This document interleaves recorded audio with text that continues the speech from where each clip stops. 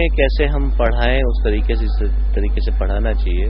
पढ़ाने का मतलब हम ये कहते पढ़ाना नहीं है, पढ़ना सीखना सिखाना है। उसमें दो तीन बातें हैं। बच्चा कोई ऐसा खाली कोई एक डिब्बा नहीं है जिसके अंदर आपको ज्ञान भरना है। बच्चा जो अपने अनुभव से बहुत कुछ सीखता है। 6 साल का बच्चा जो स्कूल में आता है, सबसे बड़ी जो नियामत वो लाता है जो कोई स्कूल नहीं देता, वो भाषा लेके आता है। अब भाषा कहाँ से आती है? घर से आती है।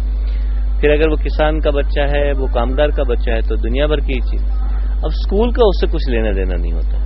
स्कूल कहता है वो सब बकवास है, वो भूल जाओ, तुम बस वो किताब को पढ़ो। और पढ़ाने का ढंग भी जो है वो बहुत घटिया, वो उसको ठूंस दो, रटवा दो, डंडे से करो।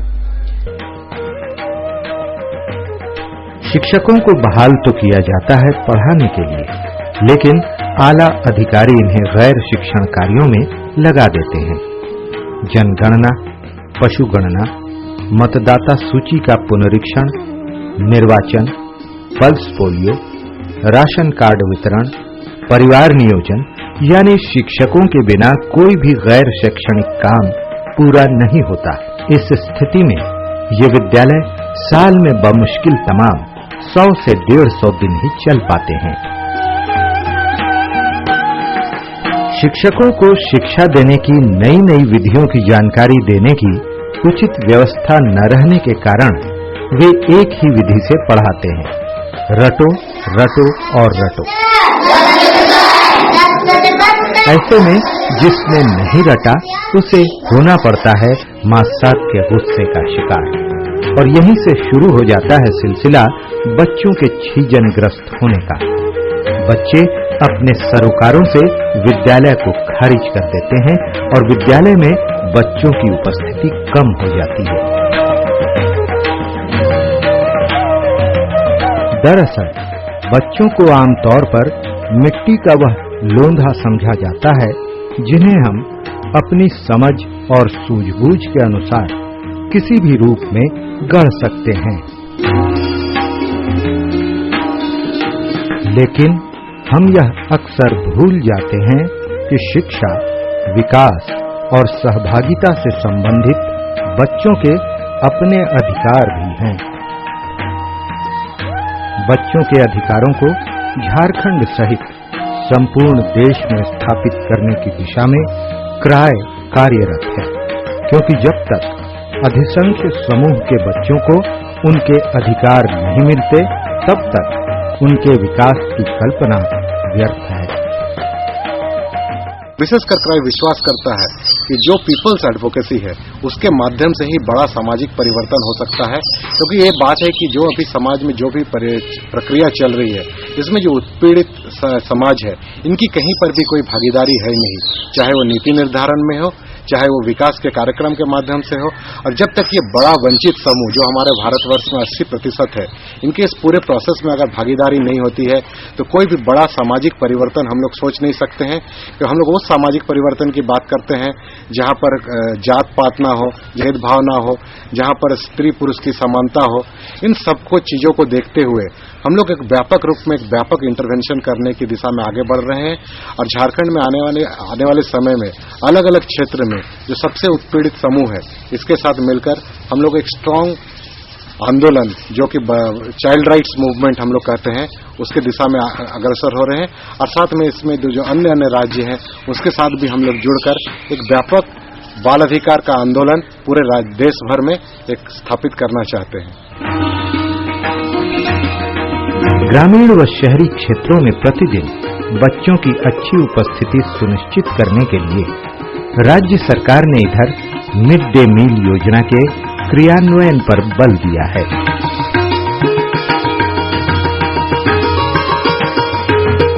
मेरे ख्याल से जैसे मिड डे मील की बात है, वो अब आ गया है राइट टू फूड एजुकेशन के कारण, सुप्रीम कोर्ट के इसके डायरेक्टिव के कारण, और वो मुझे लगता है कि एक जरूरी और अच्छी चीज है। और उसकी बात इसलिए कि कई बार शिक्षा वाले जो लोग हैं, शिक्षा सो कॉल्ड इन्वर्टेड कॉमा शिक्षाविद, उनका मानना है कि इसका क्लैश है। जब आप स्कूल में खाना बनाने और देने की बात करते हैं तो उससे शिक्षा की क्वालिटी में फर्क पड़ता है। अब यहाँ सवाल उठता है कि भूखे बच्चे को आप शिक्षा को ग्रहण कैसे, अगर वो इस स्थिति में ही नहीं है कि वो सीख सके। हेल्थ से सीधा ताल्लुक है उसके कंसंट्रेशन का, उसके हंसने बोलने खेलने का तो सीधा जुड़ा हुआ है। और दूसरा कि मैनेज करने की बात है, शुरुआती में दिक्कत आती है स्कूलों में, लेकिन अगर इतने राज्य मैनेज कर पा रहे हैं तो सब जगह वो संभव है। कमिटमेंट चाहिए। यह सही है कि इस कार्यक्रम के लागू होने से बच्चों की उपस्थिति में सुधार हुआ है, लेकिन बच्चों के लिए भोजन बनवाने के उपक्रम में शिक्षक के शामिल रहने के कारण पढ़ाई बाधित हो रही है। इसके अलावा बच्चे पढ़ाई में रुचि रहने के कारण नहीं, बल्कि दोपहर का भोजन मिलने की आस में विद्यालय चले आते हैं। ऐसी स्थिति में बच्चे साक्षर ही बन पाएंगे, शिक्षित नहीं।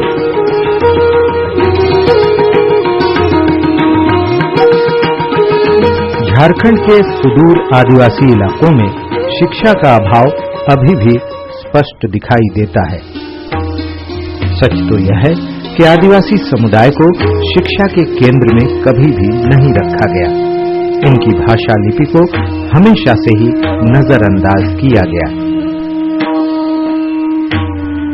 आदिवासी इलाकों में छीजन की ऊंची दर का एक प्रमुख कारण आदिवासी भाषाओं में प्राथमिक शिक्षा का अभाव है।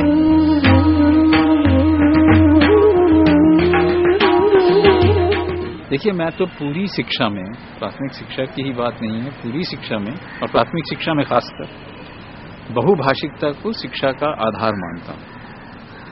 और ये समझता हूं कि जब तक आपकी जो कंसेप्चुअल मशीनरी है, जो आपके कॉन्सेप्ट्स हैं, वो तब तक क्लियर नहीं होंगे, तब तक साफ नहीं होंगे, जब तक कि वो आपकी भाषाओं में आपको सिखाए नहीं जाएंगे।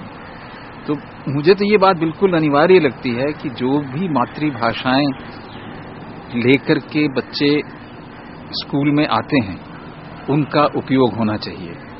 और बहुभाषिकता को बिल्कुल एक स्रोत मानकर, एक आधार मानकर और एक उसको पढ़ाने का तरीका बना करके शिक्षा को आगे बढ़ाना चाहिए। इसी में मुझे लगता है शिक्षा की सार्थकता है। अगर हम बच्चों की भाषाओं को निरंतर नकारते रहेंगे तो उनसे वो वैसे ही स्कूल छोड़ के चले जाएंगे, वो आगे नहीं बढ़ पाएंगे, क्योंकि उनको बात ही नहीं समझ में आएंगी। और उनका एक जो तिरस्कार जो होता है और इतनी हीन भावना उनमें आ जाती है, जबकि वास्तविकता ये है कि चाहे वो मुंडारी हो, चाहे कुरुख हो, चाहे वो हिंदी हो, चाहे वो संस्कृत हो, भाषागत स्तर पे उनमें कोई अंतर नहीं है, लेकिन सत्ता के स्तर पे बहुत अंतर है।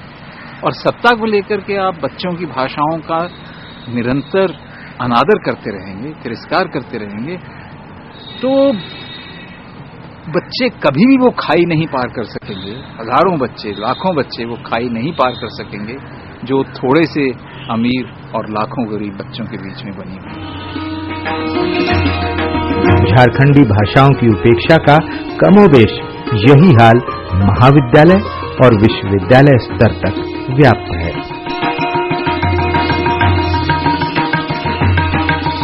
ऐसी स्थिति में देश के साथ साथ झारखंड के शिक्षा क्षेत्र में आमूल परिवर्तन की जरूरत है, जिसके लिए वर्तमान में कॉमन स्कूल सिस्टम से बेहतर कोई अन्य विकल्प दिखाई नहीं देता है। हवाई जहाज मत खरीदिए, बम मत बनाइए और कुछ मत करिए, स्कूल शिक्षा तैयार करिए। अगर आपको मुल्क को बचाना है, मुल्क की रक्षा करनी है, मुल्क को आगे बढ़ाना है, दुनिया में सबसे आगे करना है, तो सबसे बड़ी जरूरत यही है कि पढ़ाई, शिक्षा अच्छे तरीके से हो। वो होगी तो बाकी सब संभाल लिया जाएगा।